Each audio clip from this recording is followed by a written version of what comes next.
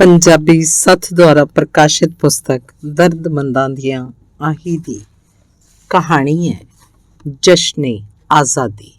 ਲੇਖਕ ਹਮੀਦਾ ਨਾਸਰਾ ਨਕਵੀ। ਅੱਜ 14 ਅਗਸਤ ਤੇ ਹਰ ਪਾਸੇ ਜਸ਼ਨੇ ਆਜ਼ਾਦੀ ਦੀਆਂ ਖੁਸ਼ੀਆਂ ਮਨਾਈਆਂ ਜਾ ਰਹੀਆਂ ਨੇ। ਮੇਰੇ ਦੋਵੇਂ ਪੁੱਤਰ ਅਜ਼ਮਲ ਤੇ ਅਕਮਲ ਸਵੇਰੇ ਨੌਕਰਾਂ ਨੂੰ ਹੁਕਮ ਦੇ ਕੇ ਗਏ ਸੀ ਕੋਠੀ ਦੇ ਸਾਰੇ ਲੌਨ 'ਚ ਝੰਡੀਆਂ ਲਾਤੀਆਂ ਜਾਣ, ਗੇਟ ਨੂੰ ਵੀ ਚੰਗੀ ਤਰ੍ਹਾਂ ਬਿਜਲੀ ਦੇ ਬਲਬਾਂ ਨਾਲ ਸਜਾਇਆ ਜਾਏ। ਸਾਲ ਦੇ ਸਾਲ ਹੀ ਉਹ ਜਸ਼ਨੇ ਆਜ਼ਾਦੀ ਨੂੰ ਬੜੀਆਂ ਖੁਸ਼ੀਆਂ ਨਾਲ ਮਨਾਉਂਦੇ ਨੇ। ਹਰ ਸਾਲ ਹੀ ਇਹਨਾਂ ਦੇ ਖੁਸ਼ੀਆਂ ਮਨਾਉਣ ਦੇ ਅੰਦਾਜ਼ ਬਦਲ ਜਾਂਦੇ ਨੇ।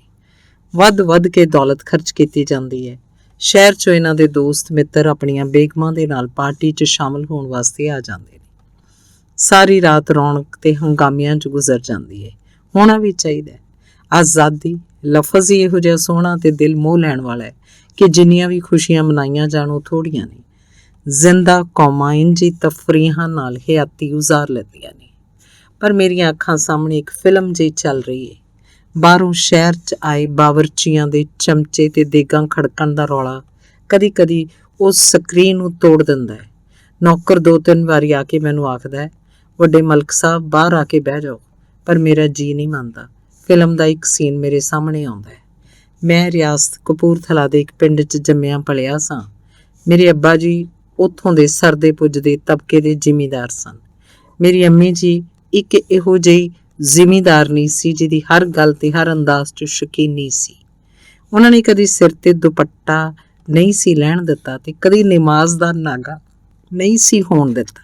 ਪਿੰਡ ਦੇ ਮੁਜ਼ਾਰਿਆਂ ਦੀਆਂ ਜਨਾਨੀਆਂ ਆ ਕੇ ਦੁੱਖ ਸੁੱਖ ਫੋਲਦੀਆਂ, ਉਹਨਾਂ ਦੇ ਦੁੱਖ ਦੂਰ ਕਰਨ ਦੀ ਕੋਸ਼ਿਸ਼ ਕਰਦੇ। ਮੇਰੀ ਸ਼ਾਦੀ ਉਹਨਾਂ 20 ਸਾਲ ਦੀ ਉਮਰ 'ਚ ਕਰ ਦਿੱਤੀ ਸੀ। ਉਹਨਾਂ ਨੂੰ ਘਰ 'ਚ ਨੂੰਹ ਦੇ ਫਿਰਨ ਟੁਰਨ ਦਾ ਬੜਾ ਚਾਅ ਸੀ, ਕਿਉਂ ਜੋ ਮੇਰੀ ਕੋਈ ਭੈਣ ਨਹੀਂ ਸੀ ਤੇ ਮੈਂ ਮਾਂ-ਪਿਓ ਦੀਆਂ ਅੱਖਾਂ ਦਾ ਤਾਰਾ, ਇਕੱਲਾ ਹੀ ਪੁੱਤਰ ਸਾਂ। ਤੇ ਫਿਰ ਮੈਨੂੰ ਰੱਬ ਨੇ 10 ਸਾਲਾਂ 'ਚ 4 ਬੱਚੇ ਦੇ ਦਿੱਤੇ, 2 ਧੀਆਂ ਸਈਦਾ ਤੇ ਫਰੀਦਾ। ਉਹਨਾਂ ਤੋਂ ਵੱਡੇ 2 ਪੁੱਤਰ ਅਜ਼ਮਲ ਤੇ ਅਕਮਲ। ਮੇਰੀ ਬੀਵੀ ਹਲੀਮਾ ਬੜੀ ਚੰਗੀ ਤੇ ਮੁਹੱਬਤ ਕਰਨ ਵਾਲੀ ਜਨਾਨੀ ਸੀ। ਮੇਰੀ ਮਾਂ ਦਾ ਤੇ ਉਹਦਾ ਵਕਤ ਇੰਜ ਲੰਘਿਆ ਜਿਵੇਂ ਦੋਵੇਂ ਮਾਵਾਂ ਧੀਆਂ ਹੁੰਦੀਆਂ। ਉਹਨਾਂ ਦਿਨਾਂ 'ਚ ਹਿੰਦੁਸਤਾਨ 'ਚ ਫਸਾਦ ਸ਼ੁਰੂ ਹੋ ਗਏ। ਅੱਬਾ ਜੀ ਜ਼ਿਮੀਂਦਾਰਾ ਕਰਦੇ ਸੀ। ਹਿੰਦੂ ਤੇ ਸਿੱਖ ਟੱਬਰ ਪਿੰਡ 'ਚ ਜ਼ਿਆਦਾ ਸਨ। ਮੁਸਲਮਾਨਾਂ ਦੇ 15-16 ਘਰ ਹੋਣਗੇ, ਪਰ ਪਿੰਡ 'ਚ ਭਾਈਚਾਰੇ ਦੀ ਫਿਜ਼ਾ ਕਾਇਮ ਸੀ। ਗੈਰ ਮੁਸਲਮਾਨਾਂ ਦੇ ਬਜ਼ੁਰਗ ਆ ਕੇ ਅੱਬਾ ਜੀ ਨੂੰ ਤਸੱਲੀ ਦਿੰਦੇ, ਮਲਕ ਤੂੰ ਕੋਈ ਫਿਕਰ ਨਾ ਕਰ, ਸਾਡੀਆਂ ਲਾਸ਼ਾਂ ਤੋਂ ਲੰਘ ਕੇ ਕੋਈ ਤੁਹਾਡੇ ਵੱਲ ਆਏਗਾ।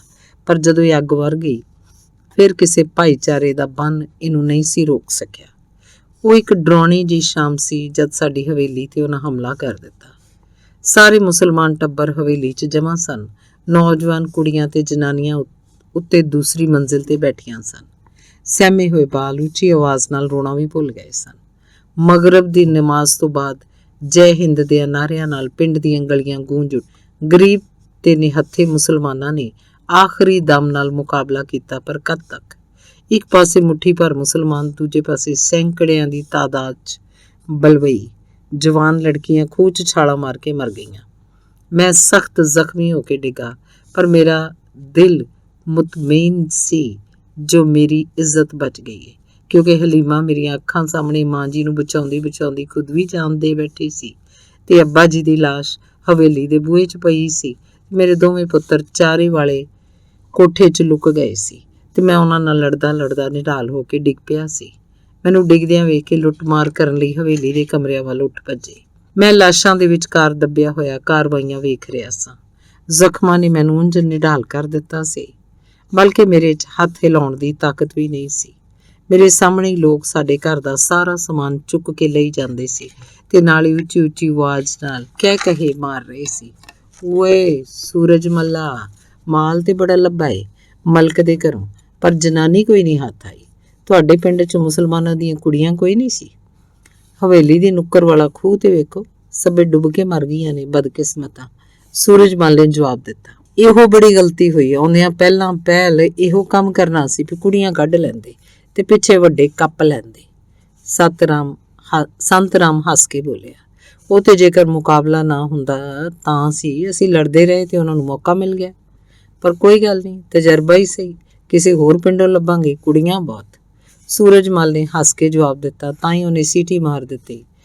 ਇਹ ਉਹਨਾਂ ਦੀ ਵਾਪਸੀ ਦਾ ਸਿਗਨਲ ਸੀ। ਸਾਰੇ ਬਲਵਈ ਇਕੱਠੇ ਹੋ ਗਏ। ਸਰਦਾਰ, ਮਕਾਨ ਨੂੰ ਅੱਗ ਲਾ ਦਈਏ? ਕਿਸੇ ਨੇ ਮਸ਼ਾਲ ਉੱਚੀ ਕਰਕੇ ਪੁੱਛਿਆ। ਨਹੀਂ ਨਹੀਂ ਯਾਰ, ਆਪਣੇ ਸ਼ਰਨਾਰਥੀ ਇਹਨਾਂ ਮਕਾਨਾਂ 'ਚ ਵਸਣਗੇ, ਸੂਰਜਮਲ ਨੇ ਛੇਤੀ ਨਾਲ ਆਖਿਆ। ਇੰਨੇ ਚਿਰ ਨੂੰ ਇੱਕ ਬਲਵਈ ਸਾਇਦਾ ਤੇ ਫਰੀਦਾ ਨੂੰ ਘਸੀਟਦਾ ਹੋਇਆ ਲਈ ਆਉਂਦਾ ਬੋਲਿਆ, ਇਹ ਦੋ ਕੁੜੀਆਂ ਅੰਦਰ ਲੁਕੀਆਂ ਹੋਈਆਂ ਸਨ ਸਰਦਾਰ ਜੀ। ਭਰਾਂ ਟੋਟੇ ਕਰੋ ਇਹਨਾਂ ਦੇ, ਕਿੱਥੇ ਫੜੀ ਫਿਰਾਂਗੇ? ਕਿਸੇ ਨੇ ਕਿਹਾ। ਮੇਰਾ ਮਨ ਕੰਬ ਉੱਠਿਆ। ਮੇਰੀਆਂ ਮਾਸੂਮ ਬੱਚੀਆਂ ਸਹਿਮੀਆਂ ਹੋਈਆਂ ਖਲੋਤੀਆਂ ਸਨ। ਮਸ਼ਾਲ ਦੀ ਰੋਸ਼ਨੀ 'ਚ ਉਹਨਾਂ ਦੇ ਚਿਹਰੇ ਇੰਜ ਮਾਲੂਮ ਹੁੰਦੇ ਸਨ ਜਿਵੇਂ ਜਿੰਨ ਭੂਤ। ਕੁੜੀਆਂ ਜਿਨ੍ਹਾਂ ਦੀ ਉਮਰ 2 ਸਾਲ ਤੇ 4 ਸਾਲ ਸੀ, ਕੁਝ ਸਮਝ ਕੇ ਵੀ ਸਹਿਮ ਗਈਆਂ ਸਨ। ਉਹਨਾਂ ਦੇ ਚਾਰ ਚੁਫੇਰੇ ਲਾਸ਼ਾਂ ਪਈਆਂ ਸਨ ਤੇ ਉਹਨਾਂ ਦੇ ਨੰਗੇ ਪੈਰ ਖੂਨ 'ਚ ਡੁੱਬੇ ਹੋਏ ਸੀ। ਵਹਿਸ਼ੀ, ਉਜੱਡ ਤੇ ਜ਼ਾਲਮ ਬਲਵਈ ਘੇਰਾ ਪਾਈ ਖੜੇ ਸੀ। ਫਿਰ ਸਰਦਾਰ ਜੀ ਕਰਦੀ ਇਹਨਾਂ ਦਾ ਕਿਰਿਆ ਕਰਮ। ਓਏ ਨਹੀਂ, ਇਹਨਾਂ ਨੂੰ ਲੈ ਚੱਲੋ, ਚੰਪਾ ਬਾਈ ਦੇ ਹਵਾਲੇ ਕਰਾਂਗੇ ਤੇ ਠੀਕ 4 ਪੈਸੇ ਵਟਾਂਗੇ। ਵੱਡਿਆ ਹੋ ਕੇ ਸਾਡਾ ਮਨ ਪਰਚਾਣਗੀਆਂ।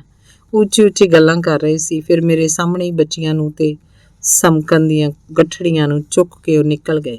ਪਰ ਪਤਾ ਨਹੀਂ ਕੀ ਹੋਇਆ, ਹਵੇਲੀਓਂ ਨਿਕਲਦਿਆਂ ਹੀ ਮੇਰੇ ਕੰਨ 'ਚ ਸਾਇਦਾ, ਜਿਹੜੀ 4 ਸਾਲ ਦੀ ਸੀ, ਉਹਦੀ ਚੀਕ ਦੇ ਨਾਲ ਹੀ ਅੱਬੂ ਜੀ ਦੀ ਆਵਾਜ਼ ਆਈ। ਮੇਰਾ ਦਿਮਾਗ ਸੁੰਨ ਹੋ ਗਿਆ। ਜ਼ਖਮਾਂ ਨੇ ਮੈਨੂੰ ਬੇਹੋਸ਼ ਨਹੀਂ ਸੀ ਕੀਤਾ। ਸਾਇਦਾ ਦੀ ਇੱਕ ਚੀਕ ਦੇ ਸਦਮੇ ਨੇ ਮੈਨੂੰ ਦੀਨ ਦੁਨੀਆ ਭੁਲਾ ਦਿੱਤੀ। ਤੇ ਫਿਰ ਜਦੋਂ ਮੇਰੀ ਅੱਖ ਖੁੱਲੀ ਤਾਂ ਮੈਂ ਹਸਪਤਾਲ ਦੇ ਚਿੱਟੇ ਬਿਸਤਰੇ ਤੇ ਪਿਆ ਸੀ। ਕੁਝ ਦੇਰ ਤੱਕ ਮੈਨੂੰ ਸਮਝ ਨਾ ਆਈ ਕਿ ਮੈਂ ਕਿੱਥੇ ਪਿਆ ਸਾਂ। ਪਰ ਜਦੋਂ ਮੇਰੇ ਤੇ ਚਿੱਟੇ ਕੱਪੜਿਆਂ ਵਾਲੀ ਨਰਸ ਝੁੱਕ ਕੇ ਆਖ ਰਹੀ ਸੀ, ਮਿਸਟਰ ਅਸ਼ਰਫ, ਮੁਬਾਰਕ ਹੋਵੇ, ਅੱਲਾ ਨੇ ਤੁਹਾਨੂੰ ਦੂਜੀ ਵਾਰੀ ਹਯਾਤੀ ਬਖਸ਼ੀ ਏ। ਮੈਂ ਕਿੱਥੇ ਹਾਂ? ਬੜੀ ਕਮਜ਼ੋਰ ਜੀ ਆਵਾਜ਼ ਨਾਲ ਪੁੱਛਿਆ। ਤੁਸੀਂ ਪਾਕਿਸਤਾਨ 'ਚੋਂ, ਤੁਹਾਡੇ ਚਾਚਾ ਜੀ ਮਲਕ ਸਰਫਰਾਜ਼ ਤੁਹਾਨੂੰ ਦਾਖਲ ਕਰਾਇਆ ਸੀ। ਤੁਸੀਂ ਜ਼ਖਮਾਂ ਨਾਲ ਚੂਰ ਸੋ। ਤੁਹਾਡੇ ਬਚਣ ਦੀ ਉਮੀਦ ਨਹੀਂ ਸੀ, ਪਰ ਜਿਹਨੂੰ ਅੱਲਾ ਰੱਖੇ। ਮੇਰੇ ਚਾਚਾ ਜੀ ਕਿੱਥੇ ਨੇ? ਉਹ 4 ਵਜੇ ਪਹੁੰਚਣਗੇ, ਹੁਣ 3:30 ਦਾ ਟਾਈਮ ਹੋਇਆ, ਨਰਸ ਨੇ ਦੱਸਿਆ। ਮੈਂ ਦੀਵਾਰ ਤੇ ਲੱਗੀ ਘੜੀ ਵੱਲ ਵੇਖਿਆ ਤੇ ਘਬਰਾ ਕੇ ਅੱਖਾਂ ਬੰਦ ਕਰ ਲਈਆਂ। ਮੈਨੂੰ ਹੌਲੀ ਹੌਲੀ ਸਾਰੀਆਂ ਗੱਲਾਂ ਯਾਦ ਪਈਆਂ ਆਉਂਦੀਆਂ ਸੀ। ਫਿਰ ਕਾਫੀ ਦੇਰ ਬਾਅਦ ਮੇਰੇ ਕੰਨਾਂ 'ਚ ਚਾਚਾ ਜੀ ਦੀ ਆਵਾਜ਼ ਆਈ। ਉਹ ਮੇਰੇ ਤੇ ਝੁਕੇ ਹੋਏ ਆਖ ਰਹੇ ਸੀ, ਅਸ਼ਰਫ ਪੁੱਤਰ, ਅੱਖਾਂ ਖੋਲੋ, ਵੇਖ, ਮੈਂ ਤੇਰਾ ਚਾਚਾ ਹੈ। ਉਹਨਾਂ ਵੱਲ ਵੇਖਿਆ ਤੇ ਫਿਰ ਖੌਰੇ ਕੀ ਹੋਇਆ, ਮੇਰੀਆਂ ਅੱਖਾਂ ਸਾਬਣ ਭਾਦੋਂ ਵਾਂਗੂ ਵਸ ਪਈਆਂ। ਮੇਰੇ ਚਾਚਾ ਜੀ ਮੇਰੀ ਹਲੀਮਾ ਦੇ ਬਾਪ ਵੀ ਸਨ। ਪੁੱਤਰ, ਹੌਸਲਾ ਕਰ, ਉਹਨਾਂ ਦੀ ਡੁੱਬਦੀ ਆਵਾਜ਼ ਆਈ। ਚਾਚਾ ਜੀ, ਮੇਰੇ ਬੱਚੇ, ਮੇਰੀ ਅੰਮੀ ਹਲੀਮਾ, ਸਬਰ ਕਰ ਮੇਰੇ ਬੱਚੇ, ਸਬਰ ਕਰ। ਅਜ਼ਮਲ ਤੇ ਅਕਰਮ ਮੇਰੇ ਕੋਲ ਨੇ ਤੇ ਦੂਜਿਆਂ ਸ਼ਹੀਦਾਂ ਦੀਆਂ ਲਾਸ਼ਾਂ ਬਗੈਰ ਕਫਨ ਵਤਨ ਦੀ ਆਜ਼ਾਦੀ ਤੇ ਕੁਰਬਾਨ ਹੋ ਕੇ ਜੰਨਤ 'ਚ ਪਹੁੰਚ ਗਈਆਂ ਨੇ। ਪੁੱਤਰ, ਉਹਨਾਂ ਨੂੰ ਕਫਨ ਦਫਨ ਦੀ ਲੋੜ ਨਹੀਂ। ਤੂੰ ਵੇਖ, ਤੇਰੇ 4 ਚੁਫੇਰੇ ਕਿੰਨੇ ਮਰੀਜ਼ ਪਏ ਨੇ। ਮੈਂ ਘਬਰਾ ਕੇ ਫਿਰ ਅੱਖਾਂ ਬੰਦ ਕਰ ਲਈਆਂ। ਕਿੰਨੇ ਹੀ ਦਿਨਾਂ ਬਾਅਦ ਮੈਨੂੰ ਹਸਪਤਾਲ ਤੋਂ ਛੁੱਟੀ ਮਿਲੀ ਤੇ ਮੈਂ ਚਾਚਾ ਜੀ ਦੇ ਨਾਲ ਉਹਨਾਂ ਦੇ ਘਰ ਆ ਗਿਆ। ਅਜ਼ਮਲ ਤੇ ਅਕਮਲ ਦੇ ਚਿਹਰੇ ਮੈਨੂੰ ਵੇਖ ਕੇ ਫੁੱਲਾਂ ਵਾਂਗੂ ਖਿੜ ਪਏ। ਮੈਂ ਦੋਹਾਂ ਨੂੰ ਕਲਾਵੇ 'ਚ ਲੈ ਕੇ ਬੜਾ ਚਿਰ ਰੋਂਦਾ ਰਿਹਾ। ਦਿਲ ਦਾ ਭਾਰ ਕੁਝ ਘੱਟ ਹੋਇਆ ਤੇ ਫਿਰ ਚਾਚਾ ਜੀ ਨੇ ਦੱਸਿਆ ਵੀ ਉਹ ਫਸਾਦ ਦੀ ਖਬਰ ਸੁਣਦਿਆਂ ਹੀ ਫੌਜੀ ਸਿਪਾਹੀਆਂ ਨਾਲ ਪਿੰਡ ਪਹੁੰਚ ਗਏ ਸੀ, ਪਰ ਅੱਗੇ ਜਾਂਦਿਆਂ ਨੂੰ ਸਭ ਕੁਝ ਖਤਮ ਹੋ ਗਿਆ ਸੀ। ਲਾਸ਼ਾਂ ਦੇ ਵਿਚਕਾਰੋਂ ਬੇਹੋਸ਼ ਤੇ ਜ਼ਖਮੀ ਮੈਨੂੰ ਕੱਢ ਜੀਪ 'ਚ ਪਾ ਲਿਆ। ਹੋਰ ਵੀ ਸਾਡੀ ਬਰਾਦਰੀ ਦੇ ਕੁਝ ਜ਼ਖਮੀ ਪਏ ਸੀ, ਉਹਨਾਂ ਨੂੰ ਟਰੱਕ 'ਚ ਪਾ ਕੇ ਜਿਸ ਵੇਲੇ ਉੱਥੋਂ ਚੱਲਣ ਦੀ ਤਿਆਰੀ ਕੀਤੀ ਤਾਂ ਦੋਵੇਂ ਬੱਚੇ ਚੀਕਦੇ ਹੋਏ ਡੰਗਰਾਂ ਵਾਲੇ ਕੋਠੇ 'ਚੋਂ ਨਿਕਲੇ। ਇਹਨਾਂ ਨੂੰ ਚਾਚਾ ਜੀ ਨੇ ਗਲ ਨਾਲ ਲਾ ਲਿਆ। ਡਰੇ ਤੇ ਸਹਿਮੇ ਹੋਏ ਬੱਚੇ ਹੋਸ਼ੋ-ਹਵਾਸ ਤੋਂ ਆਰੀ ਹੋ ਚੁੱਕੇ ਸਨ ਤੇ ਇੰਜੇ ਲੁੱਟਿਆ ਕਾਫਲਾ ਪਾਕਿਸਤਾਨ ਪਹੁੰਚਿਆ। ਮੈਂ ਪੂਰੇ 11 ਦਿਨ ਹਸਪਤਾਲ 'ਚ ਰਿਹਾ ਸੀ। ਚਾਚਾ ਜੀ ਨੂੰ ਜਵਾਨ ਧੀ ਤੇ ਸਕੇ ਭਰਾ ਭਰਜਾਈ ਦੀ ਮੌਤ ਦਾ ਸਦਮਾ ਕੁਝ ਥੋੜਾ ਨਹੀਂ ਸੀ, ਪਰ ਉਹਨਾਂ ਨੇ ਆਪਣਾ ਹੌਸਲਾ ਕਾਇਮ ਰੱਖਿਆ। ਸਾਡੇ ਜਿੰਦਾ ਮਿਲਣ ਦੀ ਖੁਸ਼ੀ ਵੀ ਸੀ। ਉਹ ਜਦ ਮੇਰੇ ਕੋਲ ਬਹਿੰਦੇ ਮੈਨੂੰ ਹੌਸਲਾ ਦਿੰਦੇ, ਪੁੱਤਰ, ਕੌਮਾਂ ਦੀ ਆਜ਼ਾਦੀ ਹਮੇਸ਼ਾ ਕੁਰਬਾਨੀਆਂ ਮੰਗਦੀ ਏ। ਆਜ਼ਾਦੀ ਦੀ ਇਮਾਰਤ ਦੀਆਂ ਬੁਨਿਆਦਾਂ ਲਹੂ ਤੇ ਗਾਰੇ ਨਾਲ ਕਾਇਮ ਹੁੰਦੀਆਂ ਨੇ।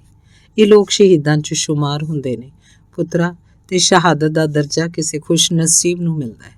ਮੇਰੀ ਧੀ ਤੇ ਮੇਰਾ ਭਰਾ ਭਾਬੀ ਖੁਸ਼ ਨਸੀਬ ਨੇ। ਇਸ ਤਰ੍ਹਾਂ ਦੀਆਂ ਗੱਲਾਂ ਕਰਕੇ ਉਹਨਾਂ ਮੈਨੂੰ ਦੁਬਾਰਾ ਹਯਾਤੀ ਦੇ ਨੇੜੇ ਲੈ ਆਂਦਾ। ਵਕਤ ਵੀ ਬੜਾ ਵੱਡਾ ਮੱਲਮ ਏ। ਜ਼ਖਮ ਰਾਜ਼ੀ ਭਾਵੇਂ ਹੋ ਜਾਂਦੇ ਨੇ, ਪਰ ਚੀਸਾਂ ਹਰ ਵੇਲੇ ਉੱਠਦੀਆਂ ਰਹਿੰਦੀਆਂ ਨੇ। ਚਾਚਾ ਜੀ ਨੇ ਕੋਸ਼ਿਸ਼ ਕਰਕੇ ਮੈਨੂੰ ਲਾਹੌਰ ਸ਼ਹਿਰ ਕੋਲੋਂ 40 ਮੀਲ ਬਾਹਰ ਮੇਰੀ ਜ਼ਿਮੀਂਦਾਰੀ ਦਾ ਕਲੇਮ ਦੇ ਕੇ ਜ਼ਮੀਨ ਅਲਾਟ ਕਰਵਾ ਦਿੱਤੀ। ਸਾਨੂੰ ਰਿਹਾਇਸ਼ ਵਾਸਤੇ ਗੈਰ ਮੁਸਲਮਾਨਾਂ ਦੀ ਹਵੇਲੀ ਵੀ ਅਲਾਟ ਕਰਾ ਦਿੱਤੀ। ਜ਼ਿੰਦਗੀ ਇੱਕ ਡਗਰ ਤੇ ਚੱਲ ਪਈ, ਪਰ ਮੇਰੇ ਦਿਲ ਦੀ ਦੁਨੀਆ ਹਨੇਰੀ ਰਹੀ। ਮੇਰੀ ਅੱਖਾਂ ਸਾਹਮਣੇ ਮਾਂ ਪਿਓ ਤੇ ਹਲੀਮਾ ਦੀਆਂ ਲਾਸ਼ਾਂ ਦਾ ਉਹ ਮੰਜ਼ਰ ਹਰ ਵੇਲੇ ਰਹਿੰਦਾ ਸੀ। ਮੇਰੇ ਕੰਨਾਂ ਵਿੱਚ ਸਾਇਦਾ ਦੀ ਆਖਰੀ ਚੀਕ ਤੇ ਅੱਬੂ ਜੀ ਦੇ ਲਫ਼ਜ਼ ਗੂੰਜਦੇ ਰਹਿੰਦੇ। ਮੋਇਆਂ ਨੂੰ ਸਬਰ ਹੋ ਸਕਦਾ, ਪਰ ਜਿਉਂਦੀਆਂ ਧੀਆਂ ਦਾ ਸਦਮਾ ਜ਼ਾਇਲ ਨਹੀਂ ਹੋ ਸਕਿਆ। ਕਦੀ ਮੈਂ ਸੋਚਦਾ ਖੁਦਾ ਕਰੇ ਮੇਰੀਆਂ ਦੋਵੇਂ ਬੱਚੀਆਂ ਮਰ ਗਈਆਂ ਹੋਣ, ਪਰ ਦਿਲ ਨਹੀਂ ਸੀ ਮੰਨਦਾ। ਮੈਨੂੰ ਕੌਣ ਦੱਸੇ, ਕੌਣ ਆ ਕੇ ਮੁਬਾਰਕ ਦੇਵੇ। ਅਸ਼ਰਫ, ਤੇਰੀਆਂ ਦੋਵੇਂ ਬੱਚੀਆਂ ਮਰ ਗਈਆਂ ਨੇ। ਮੈਂ ਰਾਤਾਂ ਨੂੰ ਘਬਰਾ ਕੇ ਉੱਠ ਖਲੋਂਦਾ ਤੇ ਪਾਗਲਾਂ ਵਾਂਗੂ ਹਵੇਲੀ ਦੇ ਬਾਹਰ ਫਿਰਦਾ ਰਹਿੰਦਾ। ਮੇਰੇ ਦੋਵੇਂ ਪੁੱਤਰ ਪੜ੍ਹ ਲਿਖ ਕੇ ਜਵਾਨ ਹੋ ਗਏ। ਉਹਨਾਂ ਨੂੰ ਪੜ੍ਹੀਆਂ ਲਿਖੀਆਂ ਬੀਵੀਆਂ ਮਿਲ ਗਈਆਂ। ਇਹ ਸਾਰੇ ਮੇਰਾ ਬੜਾ ਖਿਆਲ ਰੱਖਦੇ। ਸਾਡੀ ਜ਼ਮੀਨ ਮੁਜ਼ਾਰੇ ਕਾਸ਼ਤ ਕਰਦੇ ਸੀ ਤੇ ਮੇਰੇ ਦੋਵੇਂ ਪੁੱਤਰ ਅੱਛੇ ਖਾਸੇ ਅਹੁਦਿਆਂ ਤੇ ਮੁਲਾਜ਼ਮ ਹੋ ਗਏ ਸਨ। ਦਿਨ ਬ ਦਿਨ ਮੈਂ ਆਪਣੇ ਘਰ 'ਚ ਨਵੀਆਂ ਤਬਦੀਲੀਆਂ ਵੇਖ ਰਿਹਾ ਸੀ। ਪੁਰਾਣੀ ਹਵੇਲੀ ਨੂੰ ਉਹਨਾਂ ਢਾਹ ਕੇ ਬੜੇ ਸੋਹਣੇ ਡਿਜ਼ਾਈਨ ਦੀ ਕੋਠੀ ਬਣਾ ਲਿਆ ਸੀ ਤੇ ਦੋਵਾਂ ਪੁੱਤਰਾਂ ਕੋਲ ਚਮਕਦੀਆਂ ਹੋਈਆਂ ਲੰਮੀਆਂ ਕਾਰਾਂ ਸਨ। ਕੋਠੀ ਦੇ ਲਾਨ 'ਚ ਮੇਰੇ ਪੋਤਰੇ ਸਾਰਾ ਦਿਨ ਟੈਨਿਸ ਖੇਡਦੇ। ਮੇਰੀਆਂ ਨੂੰਹਾਂ ਬਗੈਰ ਬਾਹਾਂ ਦੀ ਕਮੀਜ਼ਾਂ ਪਾ ਕੇ ਨੰਗੇ ਸਿਰ ਕਟਿਆਂ ਵਾਲਾਂ ਨਾਲ ਬਾਹਰ ਨਿਕਲਦੀਆਂ ਤਾਂ ਮੇਰੀਆਂ ਅੱਖਾਂ ਅੱਗੇ ਮੇਰੀ ਅੰਮੀ ਜੀ ਤੇ ਹਲੀਮਾ ਦੇ ਮੁਕੱਦਸ ਜਿਹੇ ਰੂਪ ਆ ਜਾਂਦੇ, ਜਿਨ੍ਹਾਂ ਦਾ ਮੱਥਾ ਅਸੀਂ ਕਦੀ ਵੀ ਨਹੀਂ ਸੀ ਦੇਖਿਆ। ਪਰ ਮੈਂ ਕੁਝ ਨਹੀਂ ਸੀ ਆਖ ਸਕਦਾ। ਮੈਨੂੰ ਆਪਣੇ ਪੁੱਤਰਾਂ ਦੀ ਹਰ ਖੁਸ਼ੀ ਅਜ਼ੀਜ਼ ਸੀ। ਉਹ ਵੀ ਮੇਰਾ ਇੰਨਾ ਖਿਆਲ ਰੱਖੇ ਜਿਹੜਾ ਔਲਾਦ ਨੂੰ ਮਾਂ ਪਿਓ ਦਾ ਰੱਖਣਾ ਚਾਹੀਦਾ ਹੈ।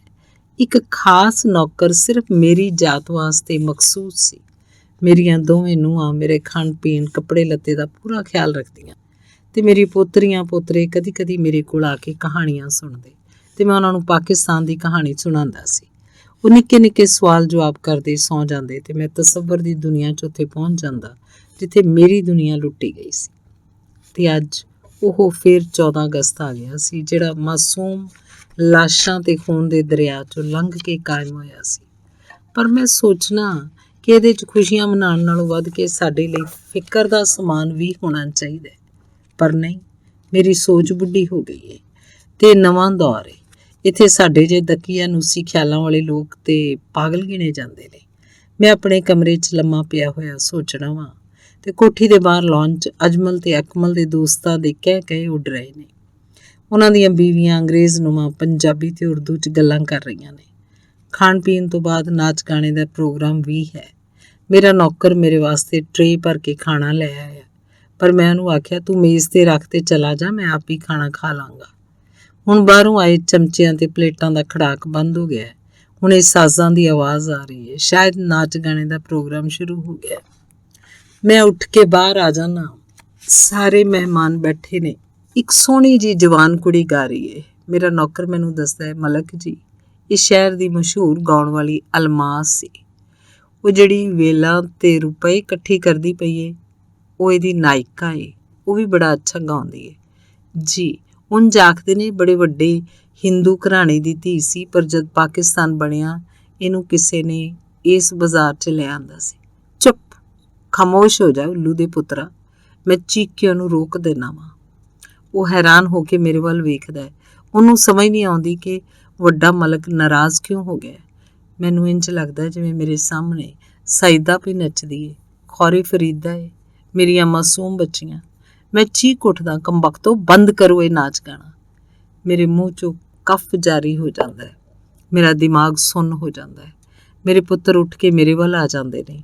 ਉਹਨਾਂ ਦੇ ਮਹਿਮਾਨ ਵੀ ਪਿੱਛੇ ਆ ਜਾਂਦੇ ਨੇ। ਮੇਰੇ ਅੰਦਰੋਂ ਅੱਗ ਦੇ ਸ਼ੋਲੇ ਉੱਠ ਕੇ ਮੈਨੂੰ ਸਾੜ ਰਹੇ ਨੇ। ਜ਼ਮੀਨ ਤੋਂ ਡਿੱਗੇ ਹੋਏ ਨੂੰ ਚੁੱਕ ਅੰਦਰ ਕਮਰੇ 'ਚ ਲੈ ਜਾਂਦੇ ਨੇ। ਅਕਮਲ ਤੇ ਅਜ਼ਮਲ ਦੇ ਦੋਸਤ ਪੁੱਛਦੇ ਨੇ, ਚਾਚਾ ਜੀ ਨੂੰ ਕੀ ਹੋਇਆ? ਮੇਰਾ ਵੱਡਾ ਪੁੱਤਰ ਆਖਦਾ, ਸੌਰੀ, ਮੈਂ ਸ਼ਰਮਿੰਦਾ, ਤੁਸੀਂ ਚੱਲ ਕੇ ਮਜਲਿਸ 'ਚ ਬਹਿ ਜਾਓ। ਇਹਨਾਂ ਨੂੰ ਅੱਗੇ ਵੀ ਦੌਰਾ ਪੈ ਜਾਂਦਾ ਹੈ, ਹੁਣੇ ਦਵਾਈ ਦਿੰਦੇ ਆ, ਇਨਸ਼ਾਅੱਲਾ ਇਹ ਸਕੂਨ ਨਾਲ ਸੌਂ ਜਾਣਗੇ। ਹਾਂ ਯਾਰ ਅਜ਼ਮਲ, ਉਮਰ ਦਾ ਵੀ ਤੇ ਤਕਾਜ਼ਾ ਹੁੰਦਾ ਹੈ, ਉਹਦਾ ਇੱਕ ਦੋਸਤ ਆਖਦਾ ਹੈ। ਮੈਂ ਅੱਖਾਂ ਮੀਟ ਲੈਣਾ, ਕਿਉਂ ਜੋ ਮੈਨੂੰ ਆਪਣੇ ਪੁੱਤਰਾਂ ਦੀਆਂ ਖੁਸ਼ੀਆਂ ਅਜੀਜ਼ ਨੇ।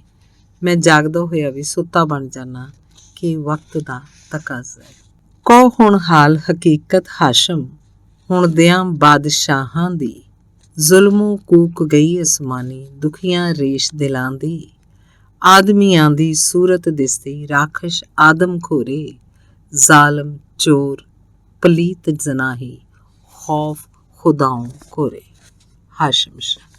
ਧੰਨਵਾਦ। ਅਗਲੀ ਕਹਾਣੀ ਕਰਤਾਰ ਸਿੰਘ ਦੁੱਗਲ ਦੀ, ਪਾਕਿਸਤਾਨ ਹਮਾਰਾ ਹੈ। ਪਹਿਲੇ ਉਹਦਾ ਨਾਂ ਰੱਖੀ ਸੀ, ਪਰ ਹੁਣ ਉਹਦਾ ਨਾਂ ਅੱਲਾ ਰੱਖੀ ਰੱਖ ਦਿੱਤਾ ਗਿਆ। ਉਂਝ ਉਹਨੂੰ ਅੱਗੇ ਵੀ ਲੋਕ ਰੱਖੀ ਸਾਦੇ ਸੀ, ਹੁਣ ਵੀ ਲੋਕ ਰੱਖੀ ਸਾਦੇ ਨੇ।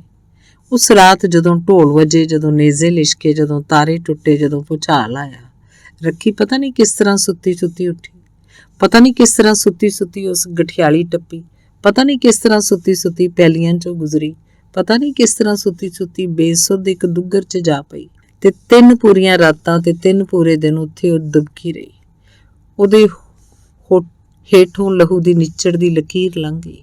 ਉਹਦੇ ਉੱਤੋਂ ਦੁਨਾਲੀਆਂ ਦੀਆਂ ਗੋਲੀਆਂ ਗੁਜ਼ਰਦੀਆਂ ਰਹੀਆਂ। ਉਹਦੇ ਕੰਨਾਂ 'ਚ ਕਈ ਜਾਣੀਆਂ, ਕਈ ਪਛਾਣੀਆਂ, ਕਈ ਇਹੋ ਜਿਹੀਆਂ ਚੀਖਾਂ ਵੀ ਪਈਆਂ ਜਿਨ੍ਹਾਂ ਨਾਲ ਉਹਦੀ ਦੁੱਧ ਦੀ ਸਾਂਝ ਸੀ। ਤੇ ਫਿਰ ਘੋੜਿਆਂ ਦੀਆਂ ਟਾਪਾਂ, ਫਿਰ ਲਾਰੀਆਂ, ਮੋਟਰਾਂ ਤੇ ਟਰੱਕਾਂ ਦੀ ਗੁੰਜਾਰ ਉਹਨੂੰ ਸੁਣਾਈ ਦਿੱਤੀ। ਅਗਲੀ ਸਵੇਰ ਸਾਰੀ ਦੀ ਸਾਰੀ ਵਾਦੀ ਇੰਜ ਸੀ ਜਿਵੇਂ ਕਦੀ ਵੀ ਹੁੰਦੀ ਸੀ। ਬਲਦਾਂ ਦੇ ਗਲ ਪਈਆਂ ਟੱਲੀਆਂ ਸਹਿਜੇ ਸਹਿਜੇ ਟੁਣਕਣ ਲੱਗ ਪਈਆਂ। ਇੱਜੜਾਂ ਤੇ ਵੱਗਾਂ ਦੇ ਵੱਗ ਨਿਕਲਣ ਲੱਗ ਪਏ ਜਿਵੇਂ ਹਮੇਸ਼ਾ ਹਰ ਪਿੰਡ 'ਚ ਹੁੰਦਾ ਹੈ। ਖੂਹਾਂ ਦੀ ਮਧੁਰ ਰੀ ਠੱਕ ਠੱਕ ਚਵਾਂ ਪਾਸੀ ਗੂੰਜਣੀ ਸ਼ੁਰੂ ਹੋ ਗਈ। ਭੀੜਾਂ ਦੀਆਂ ਭੀੜਾਂ, ਪੰਛੀਆਂ ਦੇ ਡਾਰ ਅਸਮਾਨਾਂ 'ਚ ਆ ਗਏ। ਦੁੱਧਾਂ 'ਚ ਮਧਾਣੀਆਂ ਛਲਕੀਆਂ, ਵਿਹੜਿਆਂ 'ਚ ਧੂਏ ਉੱਠੇ ਤੇ ਮਸੀਤ 'ਚੋਂ ਬਾਂਗ ਦੀ ਆਵਾਜ਼ ਆਈ। ਰਾਮ ਰੱਖੀ ਕਿੰਨਾ ਚਿਰ ਉਡੀਕਦੀ ਰਹੀ। ਨਾ ਮੰਦਰ 'ਚ ਅੱਜ ਟਨ ਟਨ ਹੋਈ, ਨਾ ਗੁਰਦੁਆਰੇ 'ਚੋਂ ਸੰਖ ਦੀ ਸਦਾ ਉਹਦੇ ਕੰਨੀ ਪਈ। ਤੇ ਜਦੋਂ ਪੀਲੀਆਂ ਪੀਲੀਆਂ ਧੁੱਪਾਂ ਨਿਕਲੀਆਂ, ਰਾਮ ਰੱਖੀ ਉੱਠ ਕੇ ਪਿਛੋਕੜ ਆਪਣੇ ਗੁਆਂਢੀਆਂ ਦੇ ਵਿਹੜੇ 'ਚ ਜਾ ਵੜੀ। ਹੱਸਦੇ ਖੇਡਦੇ ਖਾਂਦੇ ਸਾਰੇ ਦੇ ਸਾਰੇ ਉਹਨੂੰ ਵੇਖ ਕੇ ਬੱਕੇ ਰਹਿ ਗਏ। ਔਰਤਾਂ ਨੇ ਸੋਚਿਆ ਜਿਵੇਂ ਖੂਨ ਦੀ ਨਦੀ 'ਚੋਂ ਰੱਖੀ ਉਮੜ ਆਈ ਏ, ਤੇ ਮਰਦਾਂ ਜਾਣਿਆ ਜਿਵੇਂ ਉਹਨਾਂ ਨਾਲ ਕੋਈ ਚਾਲ ਚਲੀ ਗਈ ਹੋਵੇ। ਜਵਾਨ ਜਹਾਨ ਸ਼ੇਰਬਾਜ਼ ਦਾ ਮੂੰਹ ਭਖਣ ਲੱਗ ਪਿਆ। ਉਹਦੀਆਂ ਅੱਖਾਂ 'ਚ ਫੇਰ ਇੱਕ ਵਾਰ ਵਹਿਸ਼ਤ ਆਈ। ਮਸਾਂ ਢਿਲਕੀਆਂ ਉਹਦੀਆਂ ਰਗਾਂ ਫੇਰ ਤਣ ਗਈਆਂ ਤੇ ਮੰਜੀ ਹੇਠੋਂ ਲਿਸ਼ਕਦੀ ਛਵੀ ਛਿੱਕ ਕੇ ਉਹ ਡਾਢੇ ਗਜ਼ਬ 'ਚ ਉੱਠਿਆ। ਇਸ ਛਵੀ ਨੇ ਕਈ ਧੜ ਚੀਰੇ ਸਨ, ਕਈ ਗਰਦਨਾਂ ਲਾਈਆਂ ਸਨ, ਪਰ ਕੋਈ 2 ਕਦਮ ਰੱਖੀ ਤੇ ਦੂਰ ਉਹਦੀ ਛਵੀ ਜਿਵੇਂ ਉਗਰੀ ਦੀ ਉਗਰੀ ਰਹਿ ਗਈ। ਰੱਖੀ ਤੇ ਉਹਦੇ ਵਿਚਕਾਰ ਉਹਦੀ ਮਾਂ ਸੀ, ਉਹਦਾ ਪਿਓ ਸੀ, ਉਹਦੀ ਭੈਣ ਸੀ। ਪਤਾ ਨਹੀਂ ਕਿਸ ਤਰ੍ਹਾਂ ਅੱਖ ਦੇ ਫੋਰ 'ਚੋਂ ਨੱਠ ਕੇ ਰੱਖੀ ਉੱਤੇ ਆ ਪਏ ਤੇ ਉਹਨੂੰ ਜ਼ਰ ਬਣਾਉਣ ਦਿੱਤੀ। ਉਹ ਘੜੀ ਲੰਘ ਗਈ, ਪਰ ਇਸ ਤੋਂ ਬਾਅਦ ਹਮੇਸ਼ਾ ਸ਼ੇਰਬਾਜ਼ ਹੈਰਾਨ ਹੁੰਦਾ ਕਿਵੇਂ ਉਹਨੂੰ ਕਹਿਰ ਆ ਸਕਿਆ ਸੀ ਰੱਖੀ ਤੇ। ਉਹਦੀ ਇਸਪਾਤ ਦੀ ਛਵੀ ਉਹਨੂੰ ਹਮੇਸ਼ਾ ਸ਼ਰਮਿੰਦਿਆਂ ਕਰਦੀ ਤੇ ਉਹ ਡਾਢਾ ਕੱਚਾ ਹੁੰਦਾ। ਤੇ ਇੱਕ ਦਿਨ ਉਹਨੂੰ ਤੋੜ ਫੋੜ ਕੇ ਖੂਹ 'ਚ ਸੁੱਟ ਆਇਆ ਤੇ ਧਰੇਕ ਹੇਠ ਜਿੱਥੇ ਸ਼ੇਰਬਾਜ਼ ਉਹਨੂੰ ਵੱਢਣ ਲਈ ਟੁੱਟਿਆ ਸੀ, ਰੱਖੀ ਕਦੀ ਕਦੀ ਰਾਂਗਲਾ ਪੀੜਾ ਡਾਹ ਕੇ ਬਹਿੰਦੀ। ਤੇ ਜਿਸ ਪੀੜੇ ਨਾਲ ਘੁੰਗਰੂ ਲੱਗੇ ਹੋਏ ਸਨ, ਜਿਸ ਪੀੜੇ ਤੇ ਸ਼ੇਰਬਾਜ਼ ਦੀ ਮਾਂ ਬੈਠੀ ਜਦੋਂ ਵਿਆਹੀ ਹੋਈ ਆਈ ਸੀ, ਜਿਸ ਪੀੜੇ ਤੇ ਸ਼ੇਰਬਾਜ਼ ਦੀ ਦਾਦੀ ਬੈਠੀ ਸੀ ਜਦੋਂ ਉਹ ਵਿਆਹੀ ਆਈ ਸੀ, ਇੱਕ ਰੋਜ਼ ਸ਼ੇਰਬਾਜ਼ ਨੇ ਰੱਖੀ ਤੇ ਛਵੀ ਉਗਰੀ। ਅਗਲੇ ਰੋਜ਼ ਗਾਨਾ ਬਣ ਕੇ ਉਹਨੂੰ ਆਪਣੀ ਤਰੀਮਤ ਬਣਾ ਲਿਆ। ਰੱਖੀ ਤੇ ਉਹਨੂੰ ਹਮੇਸ਼ਾ ਚੰਗੀ ਲੱਗਦੀ ਸੀ। ਬਚਪਨ 'ਚੋਂ ਇਕੱਠੇ ਖੇਡਦੇ ਸਨ, ਇਕੱਠੇ ਘੁੰਮਦੇ, ਇਕੱਠੇ ਲੱਭਦੇ, ਇਕੱਠੇ ਦੌੜਦੇ, ਇਕੱਠੇ ਹੱਸਦੇ, ਇਕੱਠੇ ਪੀਂਘਾਂ ਝੂਟਦੇ। ਤੇ ਫਿਰ ਜਦੋਂ ਵੱਡੀ ਹੋਈ, ਸ਼ੇਰਬਾਜ਼ ਨੇ ਹਲ ਵਾਹੁੰਦਿਆਂ ਕਈ ਟੱਪੇ ਉਹਦੀ ਯਾਦ ਵਿੱਚ ਗਾਏ ਸੀ। ਕਈ ਵਾਰ ਉਹਦੇ ਸੁਪਨਿਆਂ 'ਚ ਰੱਖੀ ਮੁੜ ਆਇਆ ਕਰਦੀ ਸੀ। ਤੇ ਜਦੋਂ ਹੋਰ ਵੱਡੀ ਹੋਈ, ਸ਼ੇਰਬਾਜ਼ ਉਹਨੂੰ ਲੁਕ ਛੁਪ ਕੇ ਵੇਖਿਆ ਕਰਦਾ ਸੀ, ਭਾਵੇਂ ਰੱਖੀ ਨੂੰ ਪਤਾ ਸੀ, ਭਾਵੇਂ ਰੱਖੀ ਨੂੰ ਨਹੀਂ ਪਤਾ ਸੀ। ਸਵੇਰੇ ਸਰਗੀ ਵੇਲੇ ਉੱਠ ਕੇ ਦੁੱਧ ਚੋਂਦੀ, ਮੱਝੀਆਂ ਦਾ, ਗਾਈਆਂ ਦਾ, ਬੱਕਰੀਆਂ ਦਾ, ਫਿਰ ਦੁੱਧ ਰਿੜਕਦੀ, ਫਿਰ ਸਾਰੇ ਘਰ ਨੂੰ ਸਾਂਭਦੀ, ਸਲੀਟਦੀ। ਲਿੰਬ ਪੋਚ ਕੇ ਉਹਨੇ ਸ਼ੇਰਬਾਜ਼ ਹੋਰਾਂ ਦੀ ਪੁਰਾਣੀ ਹਵੇਲੀ ਨੂੰ ਸ਼ੀਸ਼ੇ ਵਾਂਗ ਬਣਾ ਲਿਆ ਸੀ। ਸ਼ਾਮੀ ਹਰ ਡੰਗਰ ਲਈ ਆਪ ਗੁਤਾਵਾ ਕਰਦੀ, ਆਪਣੇ ਹੱਥੀਂ ਉਹਨਾਂ ਨੂੰ ਖਵਾਉਂਦੀ। ਮੱਝੀਆਂ ਦਾ ਦੁੱਧ ਸੁਆਇਆ ਹੋ ਗਿਆ। ਬਲਦ ਦੌੜ ਦੌੜ ਕੇ ਸ਼ੇਰਬਾਜ਼ ਵਰਗੇ ਹਾਲੀਆਂ ਨੂੰ ਥਕਾ ਛੱਡਦੇ। ਆਪਣੇ ਸੱਸ ਸਹੁਰੇ ਦੇ ਜਿਵੇਂ ਉਹ ਪੈਰ ਧੋ ਧੋ ਕੇ ਪੀਂਦੀ, ਕਦੀ ਉਹਨਾਂ ਨੂੰ ਪਲੰਗ ਤੋਂ ਨਾ ਲੈਣ ਦਿੰਦੀ। ਆਂਢਣਾ ਗੁਆਂਢਣਾ ਉਹਨੂੰ ਵੇਖ ਵੇਖ ਹੈਰਾਨ ਹੁੰਦੀਆਂ, ਮੂੰਹ 'ਚ ਉਂਗਲਾਂ ਪਾ ਪਾ ਟੁੱਕਦੀਆਂ। ਗਲੀ ਮਹੱਲੇ 'ਚ ਉਹਨੇ ਘਰ ਘਰ, ਹਰ ਗੁੱਟ, ਹਰ ਕੋਨੇ 'ਚ ਸਹੇਲੀਆਂ ਬਣਾ ਲਈਆਂ ਸਨ ਤੇ ਤ੍ਰਿੰਜਣਾਂ 'ਚੋਂ ਸਭ ਨੂੰ ਪਛਾੜਦੀ, ਪਿਚਕਲੀ ਮਚਾਈ ਰੱਖਦੀ। ਸਾਰੇ ਪਿੰਡ 'ਚ ਕਿਸੇ ਨੂੰ ਸਵੈਟਰ ਦਾ ਨਵਾਂ ਨਮੂਨਾ ਸਿਖਾਉਣਾ ਹੁੰਦਾ, ਰੱਖੀ ਸਿਖਾਉਂਦੀ। ਕਿਸੇ ਨੂੰ ਅੱਖ 'ਚ ਚੁਟਕੀ ਪਵਾਉਣੀ ਹੁੰਦੀ, ਰੱਖੀ ਕੋਲ ਆਉਂਦਾ। ਕਿਸੇ ਨੂੰ ਕੋਈ ਭੇਦ ਦੱਸਣਾ ਹੁੰਦਾ, ਰੱਖੀ ਸਾਂਭਦੀ। ਰੱਖੀ ਜਿਸ ਤਰ੍ਹਾਂ ਪਤਾਸੇ ਵਾਂਗ ਘੁਲ ਟਾਹਲੀਆਂ ਹੇਠ ਕਦੀ ਪੀਂਘ ਝੂਟਦੀ। ਰੱਖੀ ਜਦੋਂ ਦੂਰ ਦੂਰ ਤੱਕ ਹਰਿਆਵਲ ਤੇ ਹਰਿਆਵਲ ਦੇ ਪਿੱਛੇ ਆਪਣੇ ਪਿੰਡ ਦੀਆਂ ਮੱਧਰੀਆਂ ਪਹਾੜੀਆਂ ਵੇਖਦੀ, ਉਹ ਹੈਰਾਨ ਹੁੰਦੀ ਕਿੰਜ ਲੋਕ ਉੱਥੋਂ ਟੁਰ ਗਏ ਸਨ। ਆਪਣੀਆਂ ਢੰਨਾਂ ਦਾ ਮੋਤੀਆਂ ਵਰਗਾ ਪਾਣੀ ਤੱਕ ਕੇ ਉਹਦਾ ਜੀ ਕਰਦਾ ਬੰਦਾ ਇੱਥੇ ਮਰ ਜਾਏ। ਉਹਨੂੰ ਛੱਡ ਕੇ ਕੋਈ ਕਿਸ ਤਰ੍ਹਾਂ ਕਿਤੇ ਜਾ ਸਕਦਾ ਸੀ। ਉਹਨਾਂ ਸਿੱਟਿਆਂ ਨੂੰ ਜਿਨ੍ਹਾਂ ਦਾ ਬੀਜ ਉਹਦੇ ਪਿਓ ਭਰਾਵਾਂ ਨੇ ਪਾਇਆ, ਕਦੀ ਕਦੀ ਉਹ ਗਲ ਨਾਲ ਲਾ ਲੈਂਦੀ, ਇਕਰਾਰ ਕਰਦੀ ਕਦੀ ਉਹਨਾਂ ਨੂੰ ਉਹ ਛੱਡ ਕੇ ਨਹੀਂ ਜਾਏਗੀ। ਉਹ ਹੈਰਾਨ ਸੀ ਕਿ ਉਹਨਾਂ ਗਲੀਆਂ ਨੂੰ ਕਿੰਜ ਕੋਈ ਛੱਡ ਸਕਦਾ ਹੈ ਜਿੱਥੇ ਕੋਈ ਖੇਡਿਆ ਹੋਵੇ। ਉਹਨਾਂ ਬੇਰੀਆਂ ਦੇ ਬੇਰ ਜਿਵੇਂ ਹਾਕਾਂ ਮਾਰ ਰਹੇ ਹੁੰਦੇ ਉਹਨਾਂ ਨੂੰ ਜਿਹੜੇ ਟੁਰ ਗਏ ਸਨ। ਉਹਨਾਂ ਇਸ ਤਰ੍ਹਾਂ ਕੁਝ ਮਹਿਸੂਸ ਹੁੰਦਾ ਤੇ ਜਦੋਂ ਇੱਕ ਵਾਰ ਪਾਕਿਸਤਾਨ ਦਾ ਕੋਈ ਲੀਡਰ ਇਹਨਾਂ ਦੇ ਪਿੰਡ ਕੋਲੋਂ ਗੁਜ਼ਰਿਆ, ਰੱਖੀ ਸਾਰੀ ਸਵੇਰ ਸਿਹਰੇ ਭਰਾਉਂਦੀ ਰਹੀ। ਕੜਕਦੀ ਦੁਪਹਿਰ 'ਚ ਪਾਕਿਸਤਾਨ ਦਾ ਝੰਡਾ ਫੜ ਔਰਤਾਂ ਦਾ ਉਹਨੇ ਜਲੂਸ ਕੱਢਿਆ ਤੇ ਸੜਕ ਕੰਢੇ ਆਪਣੇ ਕੌਮੀ ਆਗੂ ਦੀ ਇੰਤਜ਼ਾਰ 'ਚ ਪਾਕਿਸਤਾਨ ਹਮਾਰਾ ਹੈ ਤੇ ਹੋਰ ਕਈ ਗੀਤ ਗਾਉਂਦੀ ਰਹੀ। ਤੇ ਜਦੋਂ ਲੀਡਰ ਦੀ ਮੋਟਰ ਗੁਜ਼ਰ ਰਹੀ ਸੀ, ਜਿਹਨੇ ਉੱਚੀ ਉੱਚੀ ਜ਼ਿੰਦਾਬਾਦ ਦੇ ਨਾਅਰੇ ਲਾਏ ਤੇ ਫੁੱਲਾਂ ਦੀ ਵਰਖਾ ਨਾਲ ਧਰਤੀ ਅੱਟੀ ਗਈ। ਇੰਜ ਰੱਖੀ ਦੇ ਦਿਨ ਗੁਜ਼ਰ ਰਹੇ ਸਨ, ਇੰਜ ਰੱਖੀ ਦੇ ਹਫ਼ਤੇ ਗੁਜ਼ਰ ਰਹੇ ਸਨ, ਇੰਜ ਰੱਖੀ ਦੇ ਮਹੀਨੇ ਗੁਜ਼ਰ ਰਹੇ। ਤੇ ਜਦੋਂ ਇੱਕ ਦਿਨ ਗਲੀ 'ਚੋਂ ਲੰਘਦਿਆਂ ਉਹਨੂੰ ਪਿੱਛੋਂ ਆਵਾਜ਼ ਆਈ, ਨਹੀਂ ਰੱਖੀਏ, ਤੇ ਅਗਲੀ ਘੜੀ ਉਹਦਾ ਭਰਾ ਉਹਦੇ ਗਲ ਨਾਲ ਲੱਗਿਆ ਹੋਇਆ ਸੀ। ਕਿੰਨਾ ਚਿਰ ਦੋਵੇਂ ਸੁਬਕਦੇ ਰਹੇ।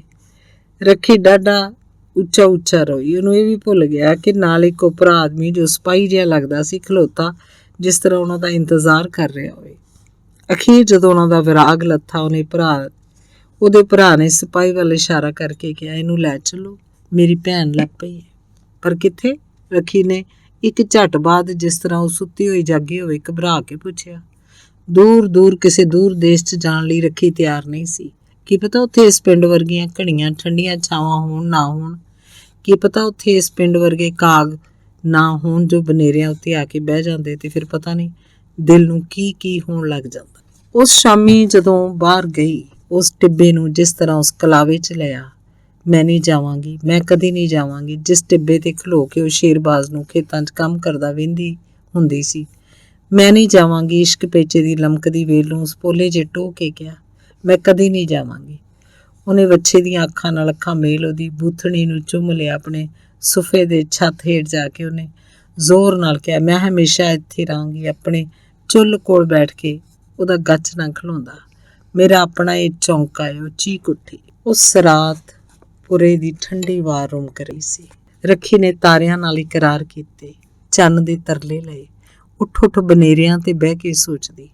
ਉਹਦੇ ਪੀਰਾਂ ਦੀਆਂ ਮੰਨਤਾਂ ਮੰਨੀਆਂ, ਉਹਨੇ ਪੀਰਾਂ ਦੀਆਂ ਮੰਨਤਾਂ ਮੰਨੀਆਂ, ਮੂਰਤੀਆਂ ਨੂੰ ਮਨਾਉਣ ਦਾ ਪ੍ਰਣ ਕੀਤਾ। ਸਾਹਮਣੇ ਉਹ ਦੁਰਗ ਸੀ ਜਿੱਥੇ ਪਿਛਲੀ ਵਾਰ ਰੱਖੀ ਜਾ ਪਈ ਸੀ ਤੇ ਉਹਨੂੰ ਕਿਸੇ ਨੇ ਵੇਖਿਆ ਸੀ। ਹੁਣ ਤੇ ਪਰ ਉਹ ਕਿੰਨੀ ਹੋਰ ਦੀ ਹੋਰ ਹੋ ਗਈ ਸੀ। ਹੁਣ ਕਿਸ ਤਰ੍ਹਾਂ ਉਹ ਛਾਲ ਮਾਰ ਸਕਦੀ ਸੀ? ਉਹ ਸਿੱਪ ਜਿਸ ਵਿੱਚ ਕੋਈ ਮੋਤੀ ਹੋਏ ਕਦੀ ਨਹੀਂ ਉਛਲਿਆ, ਨਹੀਂ ਕਰ। ਵੇ ਸ਼ੇਰਬਾਜ਼ਾ, ਹੁਣ ਤੇਰੀ ਛਵੀ ਨੂੰ ਕੀ ਹੋ ਗਿਆ? ਰੱਖੀ ਉਹਨੂੰ ਮੁੜ ਮੁੜ ਕਹਿੰਦੀ। ਤੇ ਸ਼ੇਰਬਾਜ਼ ਐਲ ਆਪਣੇ ਪਲੰਗ ਤੇ ਪਿਆ ਸੀ। ਤੇ ਜਦੋਂ ਨੰਬਰਦਾਰ ਦੇ ਘਰੋਂ ਸ਼ਾਮੀ ਉਹ ਮੁੜਿਆ, ਉਹਨੇ ਇੱਕ ਲਫ਼ਜ਼ ਨਾ ਕੋਇਆ, ਨਾ ਉਹਨੇ ਕੁਝ ਖਾਧਾ ਨਾ ਪੀਤਾ। ਵੇ ਸ਼ੇਰਬਾਜ਼ਾ, ਮੈਂ ਤੇਰੇ ਤੋਂ ਲੱਖ 20 ਵਾਰ ਸੁੱਟਾਂਗੀ। ਸ਼ੇਰਬਾਜ਼ ਤਾਂ ਵੀ ਚੁੱਪ ਸੀ। ਉਹਦੇ ਭਖ ਰਹੇ ਚਿਹਰੇ, ਉਹਦੀਆਂ ਲਾਲ ਹੋ ਰਹੀਆਂ ਅੱਖਾਂ ਵਿੱਚੋਂ ਜਿਸ ਤਰ੍ਹਾਂ ਅੱਥਰੂ ਜੰਮੇ ਹੋਏ ਹੋਣ। ਵੇ ਮੇਰੇ ਅੱਬਾਜ਼ ਸ਼ੇਰਾ, ਕਿਤੇ ਟੁਰ ਚਲੀਏ? ਆਖਰ ਚੋਣ ਜਲਾ ਕੇ ਰੱਖੀ ਨੇ ਕਿਹਾ। ਸ਼ੇਰਬਾਜ਼ ਦੇ ਬਿਸਤਰੇ ਤੇ ਜਿਵੇਂ ਸੇਕ ਆ ਰਿਹਾ ਹੋਵੇ। ਉਹ ਚੁੱਪ ਸੀ, ਅਹਿਲ ਸੀ, ਬੇਸੁੱਧ ਪਿਆ ਸੀ ਤੇ ਬੋਲਦਾ ਵੀ ਕਿੰਜ। ਨੰਬਰਦਾਰ ਨੇ ਉਹਨੂੰ ਸਭ ਕੁਝ ਦੱਸ ਦਿੱਤਾ ਸੀ। ਰੱਖੀ ਹਿੰਦੂ ਕੁੜੀ ਸੀ, ਜਿਹਨੂੰ ਜ਼ਰੂਰ ਹਿੰਦੁਸਤਾਨ 'ਚ ਭੇਜਿਆ ਜਾਣਾ ਸੀ। 15 ਅਗਸਤ ਤੋਂ ਬਾਅਦ ਜਿਹਨੇ ਕਲਮੇ ਪੜ੍ਹੇ ਗਏ, ਉਹਨਾਂ ਨਾਲ ਕੋਈ ਮੁਸਲਮਾਨ ਨਹੀਂ ਸੀ ਬਣ ਸਕਿਆ। ਇਹ ਗੱਲ ਆਪਣੀ ਮੁਸਲਮਾਨ ਸਰਕਾਰ ਆਪ ਕਹਿ ਰਹੀ ਸੀ। ਤੇ ਫਿਰ ਇੱਧਰੋਂ ਹਰ ਹਿੰਦੂ ਕੁੜੀ ਨੂੰ ਭੇਜ ਕੇ ਹਰ ਮੁਸਲਮਾਨ ਕੁੜੀ ਆਉਣੀ ਸੀ। ਰੱਖੀ ਜਿਹੜੀ ਹਿੰਦੂ ਜੰਮੀ ਸੀ, ਉਹਦੇ ਬਦਲੇ ਇੱਕ ਇਸਲਾਮ 'ਚ ਪੈਦਾ ਹੋਈ ਕੁੜੀ ਨੇ ਇੱਧਰ ਆਉਣਾ ਸੀ। ਪਾਕਿਸਤਾਨ ਲਈ ਹਰ ਕੁਰਬਾਨੀ ਦੀ ਲੋੜ ਸੀ। ਤੇ ਸ਼ੇਰਬਾਜ਼ ਅਹਿਲ ਬੇਸੁੱਧ ਪਿਆ ਸੀ। ਅਗਲੇ ਰੋਜ਼ ਮਸਾਂ ਅਜੇ ਦਿਉਂ ਹੀ ਨਿਕਲਿਆ ਸੀ ਕਿ ਫੌਜੀ ਲਾਰੀ ਉਹਨਾਂ ਦੇ ਵਿਹੜੇ 'ਚ ਆ ਖਲੋਤੀ। ਲੰਮੀਆਂ ਲੰਮੀਆਂ ਬੰਦੂਕਾਂ ਲਈ ਸਿਪਾਹੀਆਂ ਨੂੰ ਵੇਖ ਕੇ ਰੱਖੀ ਕੁਰਲਾ ਉੱਠੀ। ਮੈਂ ਨਹੀਂ ਜਾਣਾ, ਮੈਂ ਕਦੇ ਨਹੀਂ ਜਾਣਾ। ਕੀ ਹੋਇਆ ਜੇ ਇਹਦਾ ਨਾਂ ਵੱਟ ਗਿਆ? ਇਹ ਮੇਰਾ ਆਪਣਾ ਦੇਸ਼ ਹੈ। ਪੱਥਰ ਮੇਰੇ ਆਪਣੇ ਨੇ, ਗੀਟੇ ਆਪਣੇ ਨੇ, ਇਹ ਪੱਥਰ ਸਾਡੇ ਆਪਣੇ ਨੇ, ਇਹ ਰੁੱਖ ਸਾਡੇ ਆਪਣੇ ਹਨ। ਅਜੇ ਤੇ ਇੱਕ ਧਰੇਕ, ਇਸ ਧਰੇਕ ਨੇ ਵੱਡਾ ਹੋਣਾ, ਜਿਹਨੂੰ ਮੈਂ ਪਾਣੀ ਦੇ ਦੇ ਕੇ ਪਾਲਦੀ ਰਹੀ ਹਾਂ। ਤੇ ਉਹਦੀਆਂ ਅੱਖਾਂ 'ਚ ਅੱਥਰੂ ਨਾ ਠੱਲੇ ਜਾਂਦੇ। ਵੇ ਸ਼ੇਰਬਾਜ਼ਾ, ਤੂੰ ਬੋਲਦਾ ਕਿਉਂ ਨਹੀਂ? ਤੂੰ ਕੂੰਦਾ ਕਿਉਂ ਨਹੀਂ? ਮੈਂ ਤੇਰੀ ਇਮਾਨਤ ਨਾਲ ਕੀ ਕਰਾਂਗੀ? ਤੇ ਰੱਖੀ ਬੇਹੋਸ਼ ਹੋ ਗਈ। ਜਿੰਨਾ ਚਿਰ ਸ਼ੇਰਬਾਜ਼ ਤੇ ਰੱਖੀ ਅੰਦਰ ਸੁਫੇ ਵਿੱਚ ਰਹੇ, ਸਿਪਾਹੀਆਂ ਨੇ ਫਿਰ ਸੋਚਿਆ। ਪੰਚਾਂ ਨੇ ਆਪਣੇ ਦਿਮਾਗ ਲੜਾਏ, ਨੰਬਰਦਾਰ ਦੀ ਰਾਏ ਲਿੱਤੀ, ਪਰ ਆਪਣਾ ਕੌਮੀ ਸਰਕਾਰ ਦਾ ਹੁਕਮ ਸਾਫ਼ ਸੀ। ਪਾਕਿਸਤਾਨ ਨੇ ਇਹਨਾਂ ਨਿੱਕੀਆਂ ਨਿੱਕੀਆਂ ਗੱਲਾਂ ਕਰਕੇ ਬਣ ਜਾਣਾ ਸੀ। ਇਹਨਾਂ ਮਾਮੂਲੀ ਗੱਲਾਂ ਕਰਕੇ ਰੁੜ ਜਾਣਾ ਸੀ। ਪਾਕਿਸਤਾਨ ਅਜੇ ਬੱਚਾ ਸੀ, ਜਿਹਨੂੰ ਹਰ ਲਡਿਆਉਣਾ ਸੀ, ਜਿਸ ਦੀਆਂ ਗਲਤ ਗੱਲਾਂ ਨੂੰ ਵੀ ਮੰਨਣਾ ਸੀ। ਲਾਰੀ ਵਿਹੜੇ 'ਚ ਖਲੋਤੀ ਰਹੀ ਸੀ, ਜਾ ਵੀ ਕਿੰਝ ਸਕਦੀ ਸੀ। ਅਖੀਰ 'ਚ 1 ਘੰਟੇ ਬਾਅਦ ਸੋਫੇ ਦੇ ਭਿੱਤ ਖੁੱਲੇ। ਪਹਿਲੇ ਰੱਖੀ ਨਿਕਲੀ, ਪਿੱਛੇ ਸ਼ੇਰਬਾਜ਼। ਰੱਖੀ ਨੇ ਲਾਲ ਰੇਸ਼ਮੀ ਜੋੜਾ ਪਾਇਆ ਸੀ। ਉਹਦੇ ਸਿਰ ਉੱਤੇ ਗੋਟਿਆਂ ਕਿਨਾਰਿਆਂ ਵਾਲੀ ਝਿੱਲੀ ਸੀ ਜਿਹੜੀ ਉਹ ਤੋਂ ਸੰਭੀ ਨਹੀਂ ਸੀ ਜਾਂਦੀ। ਉਹਦੇ ਮੁੱਖ ਤੇ, ਮੱਥੇ ਤੇ, ਉਹਦੇ ਕੰਨਾਂ 'ਚ, ਉਹਦੇ ਨੱਕ 'ਚ, ਬਾਹਾਂ ਤੇ, ਗਲੇ 'ਚ, ਪੈਰਾਂ ਤੇ ਕੋਈ ਥਾਂ ਖਾਲੀ ਨਹੀਂ ਸੀ ਜਿੱਥੇ ਕੋਈ ਗਹਿਣਾ ਨਾ ਹੋਵੇ, ਜਿਸ ਤਰ੍ਹਾਂ ਸੋਨੇ ਨਾਲ ਲੱਦੀ ਹੋਈ ਹੋਵੇ। ਸ਼ੇਰਬਾਜ਼ ਦੀ ਦਾਦੀ ਦੇ ਉਸ ਤੋਂ ਪਹਿਲੇ ਦੇ ਰੱਖੇ ਰਖਾਏ ਸਾਰੇ ਜੇਵਰ ਉਹਨੇ ਰੱਖੀ ਨੂੰ ਪਵਾਏ। ਝਮ-ਝਮ ਕਰਦੀ ਉਹ ਲਾਰੀ 'ਚ ਆ ਬੈਠੀ। ਸਾਰੇ ਦੇ ਸਾਰੇ ਲੋਕ ਹੈਰਾਨ ਸਨ। ਸ਼ੇਰਬਾਜ਼ ਫਿਰ ਅੰਦਰ ਗਿਆ। ਉਹਨੇ ਉਹਦਾ ਰੰਗਲਾ ਪੀੜਾ ਲਿਆ ਕੇ ਲਾਰੀ 'ਚ ਰੱਖਿਆ। ਫਿਰ ਉਹਦਾ ਸ਼ੀਸ਼ਿਆਂ ਵਾਲਾ ਪਲੰਗ ਰਖਵਾਇਆ। ਫਿਰ ਟਰੰਕ ਰਖਵਾਏ ਜਿਹੜੇ ਰੱਖੀ ਲਈ ਫੁਲਕਾਰੀਆਂ ਤੇ ਤੇਵਰਾਂ ਦੇ ਭਰੇ ਹੋਏ ਸਨ। ਅਖੀਰਲੀ ਵਾਰ ਸ਼ੇਰਬਾਜ਼ ਅੰਦਰ ਗਿਆ। ਰੱਖੀ ਨੂੰ ਆ ਕੇ ਇੱਕ ਪੱਖੀ ਤੇ ਇੱਕ ਛੰਨਾ ਫੜਾਇਆ। ਛੰਨੇ ਉੱਤੇ ਚਿਤਰਿਆ ਹੋਇਆ ਸੀ ਸ਼ੇਰਬਾਜ਼ ਖਾਨ ਤੇ ਪੱਖੀ ਉੱਤੇ ਰੱਖੀ ਨੇ ਆਪ ਸੂਏ ਧਾਗਿਆਂ ਨਾਲ ਕੱਢਿਆ ਸੀ, ਪਾਕਿਸਤਾਨ ਹਮਾਰਾ। ਜੱਟ ਚੋਰ ਤੇ ਯਾਰ ਨੂੰ ਸੰਨ ਲਾਵਣ, ਰਾਹ ਰੋਕਦੇ ਤੇ ਸੰਨ ਲਾਉਂਦੇ ਨਹੀਂ। ਵਾਰਿਸ ਸ਼ਾਹ ਇਹ ਜੱਟ ਨਹੀਂ ਠੱਗ ਸੱਬੇ, ਨਿਰੇ ਠੱਗ ਇਹ ਜੱਟ ਚੁਣਾਉਂਦੇ ਨਹੀਂ। ਧੰਨਵਾਦ। ਮੀਆਂ ਵਾਰਿਸ।